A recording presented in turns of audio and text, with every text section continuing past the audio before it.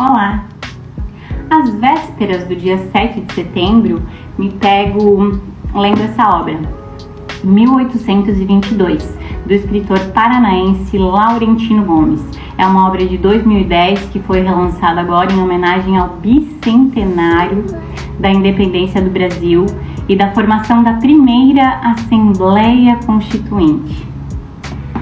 Foi em 7 de setembro de 1822 que Dom Pedro I, às margens do Ipiranga, declarou a independência do Brasil. A independência do Brasil colônia veio um pouco retardatária.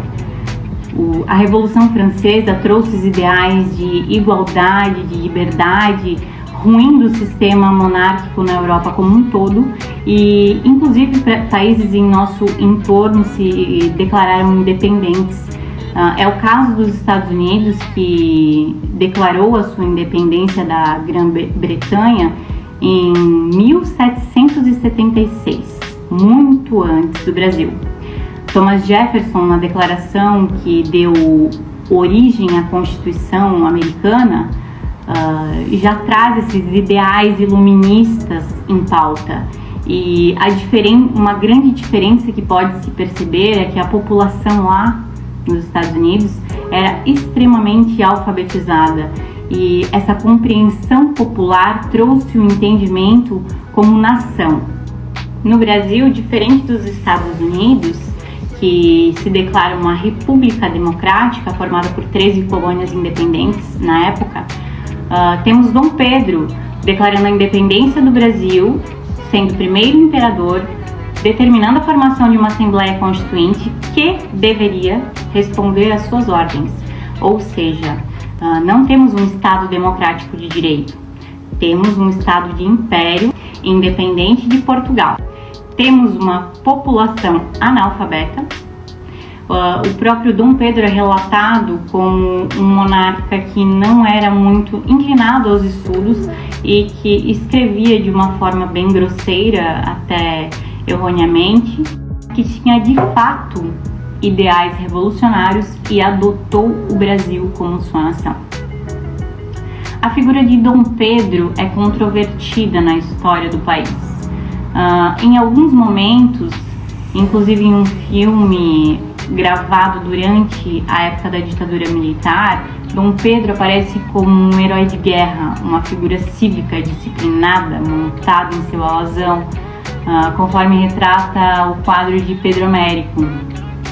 Já em outro momento, posterior, na série O Quinto dos Infernos, da Globo, com a ascensão de um metalúrgico populista ao poder, Dom Pedro é relatado como um monarca indisciplinado, fanfarrão, visitador de prostíbulos.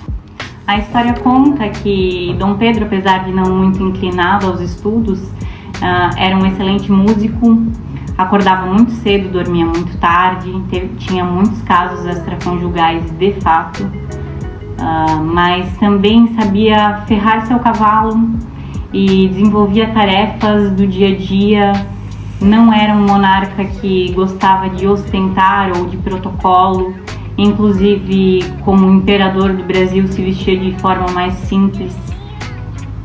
Abriu mão do seu salário quando viu a coroa falida e também recusou diversas nomeações à coroa por outros países.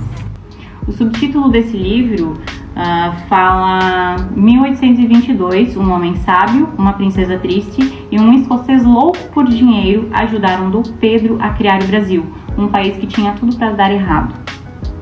Esse homem sábio, relatado no livro, José Bonifácio, foi um grande conselheiro de Dom Pedro e estudou com Jefferson na França, com ideais iluministas também, e tinha ideias muito à frente do seu tempo para a primeira Constituição do Brasil. José Bonifácio, diferente de Thomas Jefferson, que só entendia direito para os homens brancos, e inclusive o apartheid foi a segregação racial foi um regime que durou até 1970 nos Estados Unidos. Aqui, José Bonifácio entendia pela abolição da escravatura. Temos uma princesa triste, a Maria Leopoldina, princesa austríaca que se casou com Dom Pedro, sendo sua primeira esposa, extremamente letrada, inteligente e culta, e guiou também Dom Pedro à Declaração da Independência. E temos essa terceira personagem, que é o escocês, louco por dinheiro, e aqui eu vou abrir um parênteses um pouquinho maior. Alexander Thomas Crane. A Polônia não tinha condições de financiar uma guerra contra Portugal. Primeiramente porque quando Dom João deixou o Brasil, esvaziou os cofres públicos, deixando o príncipe regente à míngua. As próprias rupturas internas do Brasil, em razão dos regionalismos, faziam com que o Brasil internamente sofresse uma grande instabilidade e insegurança. A Guerra da Cisplatina devastou os recursos, os poucos recursos que ainda restavam ao governo do Brasil, e culminou inclusive com a independência do Uruguai.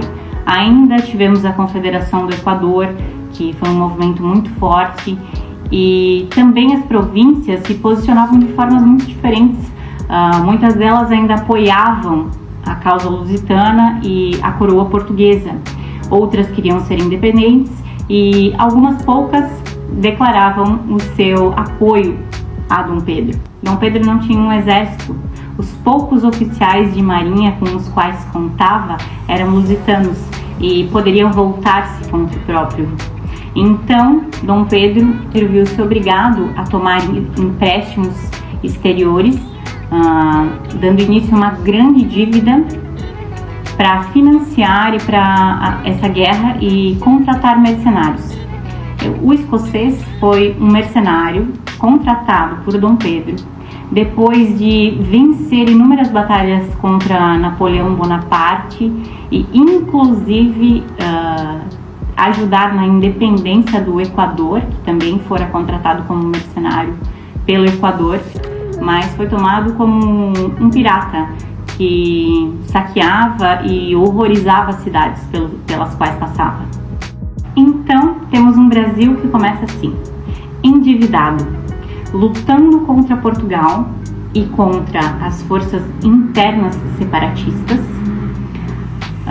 utilizando as práticas antigas de Dom João de derreter moeda para reestampá-las com maior valor, inflacionando e desacreditando o nosso dinheiro, e ainda prometendo cargos, títulos, terras aos lusitanos que não apoiavam a causa de Dom Pedro, e principalmente fazendo concessões quanto aos ideais da Constituição. Um país que tem uma Constituição que se submete ao seu chefe de Estado não é um país democrático. Os ideais de Dom Pedro eram muito bons, mas entre os ideais e a prática sabemos que há um abismo. O Brasil tem muitas indagações acerca do seu futuro, mas podemos observar ao longo da história que uma das características que levam às mudanças abruptas que ocorrem ao longo dos tempos é que sempre chega-se a um limite onde não é possível sustentar determinado regime. Parando para analisar, são só 200 anos em que claudicantes saímos de um estado monárquico absolutista, passando por um império com ainda características de monarquia, para uma república oligarca, a do café com leite, que veio com uma ruptura da era Vargas, e então se instaurou um clima de falsa democracia logo após, e aí veio o golpe militar, que foi um retrocesso absoluto, que extirpou direitos e garantias fundamentais como liberdades individuais, até virem então as diretas já aclamadas pelo povo para chegarmos no atual regime de presidencialismo. O último texto desse livro descreve a democracia como não sendo um fato consumado, mas um empreendimento a ser desenvolvido. Ou seja, a democracia deve ser exercida diariamente e deve acompanhar a evolução. Só seremos capazes de entender a democracia e encampá-la como bandeira a partir do momento em que entendermos a nossa história. As mudanças no nosso país apenas acontecem quando a situação está prestes a implodir ou explodir nas nossas mãos. Isso se deve, parte, à falta de educação da população. Não conhecemos a nossa história, não sabemos os erros que devem ser consertados, a falta de justiça social, não conseguimos transcender aos nossos pensamentos culturais regionais, não conseguimos nos questionar os porquês dos acontecimentos. Chegando então no bicentenário da independência e também às vésperas de novas eleições, que possamos exercer os nossos direitos de cidadão com sabedoria e conseguindo vislumbrar os erros do passado para então melhorar o nosso futuro.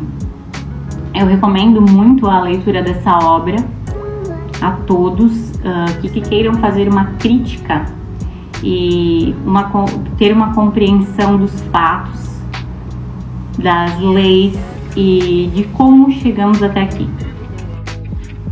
Por fim, que nós possamos entender que as mazelas que acompanham o nosso país até hoje, como é o caso da corrupção, elas são questões históricas e elas não terão uma mudança repentina, senão quando todos nós entendermos pela necessidade dessa mudança.